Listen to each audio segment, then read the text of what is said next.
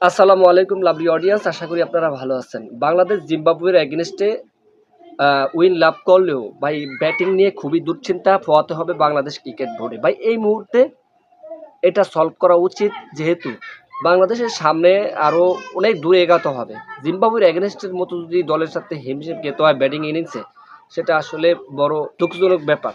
তো দেখুন, বাংলাদেশ প্রথম অধ্যায়ে একবারে ফার্স্ট টাইমে ৫৫ রান করেছেন সাইফ হাসান, দেন তানজিদ তামিম ৫৮ রান করেছেন। এই দুজনের রান এই দিনে বেশি হয়েছে এবং লাস্ট ফিনিশিং দিয়েছেন সাইফুদ্দিন ৩১ রান করেন এবং দ্রুত ৪টি সিক্স মারছেন এবং তিনি খুবই দুর্দান্ত খেলছেন একটি ইনিংস। রিশাদ হোসাইন এই দিনে সকলদেরকে ধসিয়ে দিয়েছেন।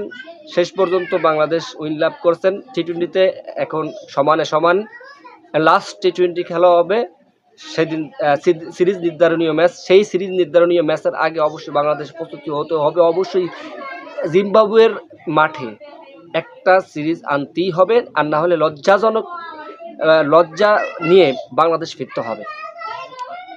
ভাই বাংলাদেশের ক্রিকেটের লেকিংস হচ্ছে ভাই এই ব্যাটিং যেদিন ভালো হবে সেদিন ভালো হবে, যেদিন খারাপ হবে সেদিন একবার ধারাবাহিকভাবে খারাপ হবে। আজকে দেখুন, ভাবছিলাম যে বাংলাদেশের ব্যাটিং ইউনিট যেহেতু ভালো, সেহেতু ২০০+ রান হতে পারে, যেই ব্যাটিং ইনিংস দেখছি। শেষ পর্যন্ত দেখছেন তাওহিদ হৃদয়, ইমন, ফারুজ হোসেন ইমন এবং এরা শুধু আসা যাওয়া উপরেই আছে। নুরুল হাসান সোহান, তারা আসা যাওয়ার উপরে আছে। মোট 5টি উইকেট পড়েছে এই দিনে।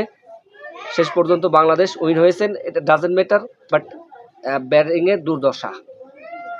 তো এইদিকে একটু ফোকাস রাখা উচিত এবং বাংলাদেশের ক্রিকেটের সকল আপডেট দেওয়ার চেষ্টা করবো আমার এই ইউটিউব চ্যানেলে। আগামী ম্যাচের জন্য অবশ্যই আপনাদের প্রিপেয়ার হতে হবে ভালোভাবে, লেকিংস খুঁজে বের করে ফাইন্ড আউট করে এবং সেই দিকে চালিয়ে দিতে হবে। সেই দিকে ব্যাটিং ইউনিটটা যেহেতু খারাপ, ব্যাটিং ইউনিটটা আপনাদেরকে ভালো করতে হবে।